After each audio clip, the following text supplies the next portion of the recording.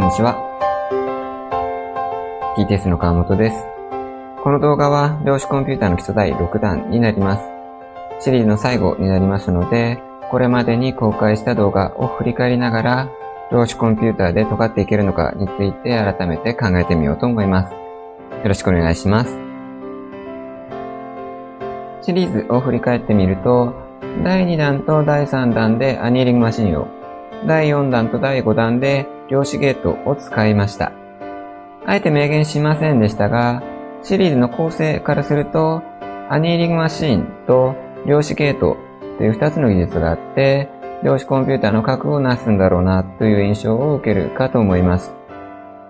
このシリーズは書籍やセミナー、YouTube 等で集めた情報をもとに作りました。アニーリングマシンと量子ゲートに関する情報が半々くらいあるなという印象を持ったので、シリーズを半分に分けて、それぞれの素材について解説するということにしました。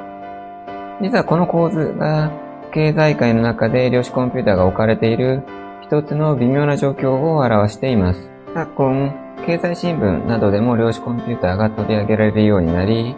一部では実用化も近しい、この波に乗り遅れるな、みたいな言い方がされます。実用が近いと言って取り上げられているのは、ほぼアニーリングマシーンだと思います。確かに D-Wave のリープを使えば、アニーリングマシンを使ったアプリを作ることがすでに可能です。実際そうしたトライをしている企業もいらっしゃるようです。ある技術を新事業やその素材として会社の中で提案しようと思ったとき、ある程度の見通しというか、マネタイズが成り立たないと企画が通りません。その意味でアニーリングマシンはとっつきやすいです。自分の立場に置き換えてもそう感じます。倫理を書いて会社から予算をいただいて、研究をして学会発表を目指すということを今、現段階で行うとしたら、アニーリングマシンを選択します。これには私の能力的な問題もあります。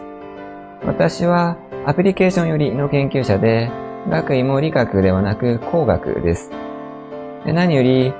3D 業界にいる会社員ですので、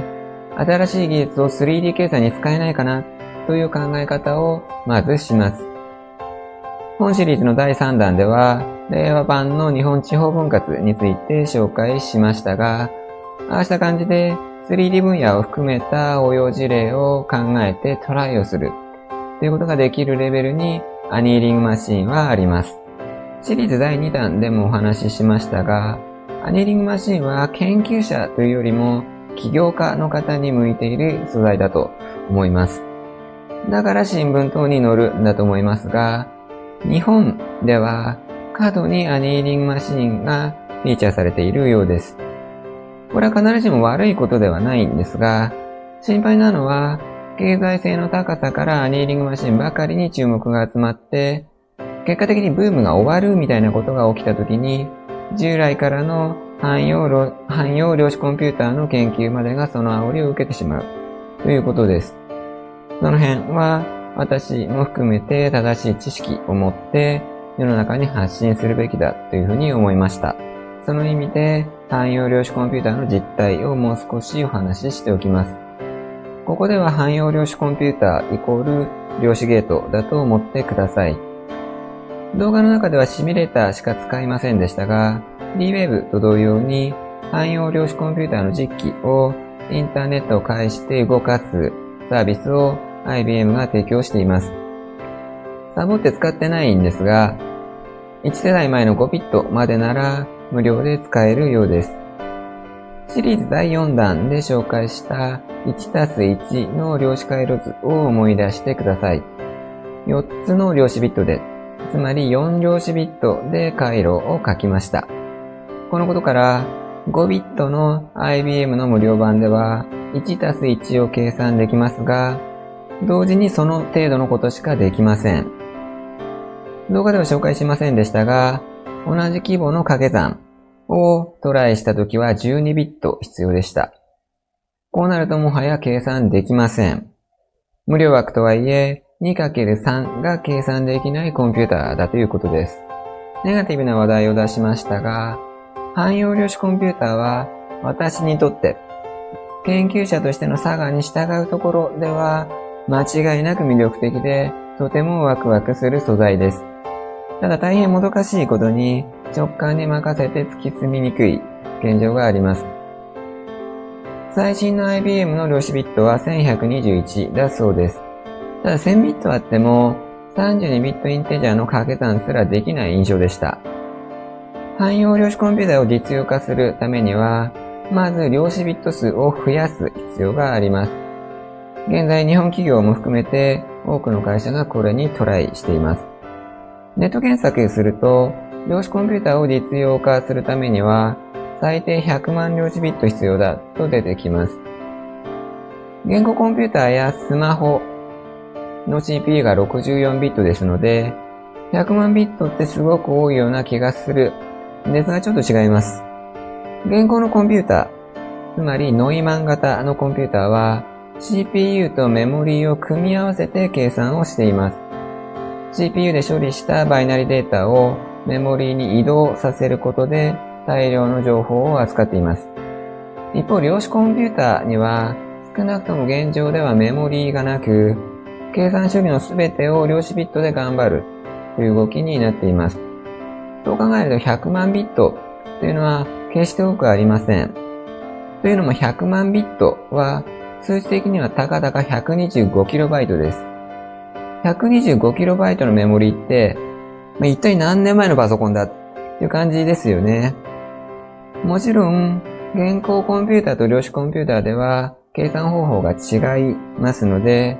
現行コンピューターで使うスペック表記がそのまま量子コンピューターに適用できるというわけではありません。ただ、量子ビット数の増大を今後数十年の単位で待つ必要があるということは間違いありません。ズバリ言ってしまうと、汎用量子コンピューターは今それそのものを作っているという段階であって、アプリケーションを作れるレベルにはないと思います。ですので、何ができるのかよくわかりません。グローバーアルゴリズムのように、こんなことで使えそうだという研究が現在進行形で進んでいます。印象としてはアニーリングマシンよりもずっと裾野が広そうなんですが、具体的な実態というところをつかみにくいというのが正直なところです。もどかしいんですが、工学系の研究者である私には手を出しにくいです。企業レベルでも同じで、特に中小企業から量子コンピューターの開発に参画しますと言って手を挙げるのはなかなか大変だと思います。国家プロジェクトみたいな話ですので、産学官プロジェクトに参加をするとか、投資をするといったやり方を検討されるのが良いかもしれません。もやもやした言い方を繰り返してしまうんですが、汎用量子コンピューターは感覚的には無限の可能性があって、とてもワクワクする素材です。シリーズの冒頭で、ディープラーニングの次の素材を探していたっていう話をさせていただきましたが、同様の焦燥感を持って量子コンピューターに着目をされているという方はたくさんいらっしゃるでしょう。その感覚は間違っていないというふうに思うんですが、具体的にアクションを起こすというところではタイミングを見たいなというふうに思いました。最後にシリーズ第1弾で宣言したこのシリーズの主題についてまとめておきます。アニーリングマシンはこう、量子ゲートはこうという言い方は必ずしも正しくないんですが、シリーズの構成上この例を取ります。まず量子コンピューターがどんな人に向いているかです。アニーリングマシンについては、すでに申し上げた通りで、起業家の方に向いていると思います。新しい素材を世に出すような仕事では、生活を便利にするとか、現状の不満を解消するとかいうことではなくて、新しい価値を創造していくような情熱や行動力が求められると思います。そうした野心を持ってトライをしていく素材だというふうに感じました。量子ゲートについては、この分野に専念できる若手の研究者の方に向いていると思います。単純に研究者ではなく条件付けをしたのには理由があります。本シリーズは約2年前に行った調査をベースにして撮ったんですが、当時勉強した内容やソースを私が完全に忘れていてとても大変でした。量子ゲートを使った回路設計は、現行コンピューターでのプログラミングとは完全に異なります。これそのものを繰り返しやっていかないと身につかないですし、言葉と同じで毎日使っていないとすぐに忘れてしまいます。40代という年齢で曲がりなりにも会社員である私が手を出すにはかなりハードルが高いというふうにも感じました。その意味でこの分野にどっぷりと疲れる環境にあって、ある種の覚悟を持った若者に期待をしたいと思いました。次にどんなことに慣れていく必要があるかです。アニーリングマシンについては現行のプログラミングと大差ありません。句語を記述するための独特な表現はありますが、何回もやっていれば身についてしまうと思います。それこそ Python を使ったデータ解析をされているような方であれば身構える必要はないでしょう。一方、量子ゲートですが、非常に特殊で唯一無二の考え方が必要です。今現在されている仕事の内容やキャリア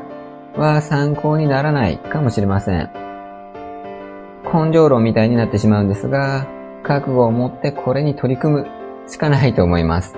最後に、本題中の本題で量子コンピューターで尖っていけるかです。ありきたりな結論ですが、これはモチベーションとやり方次第だと思います。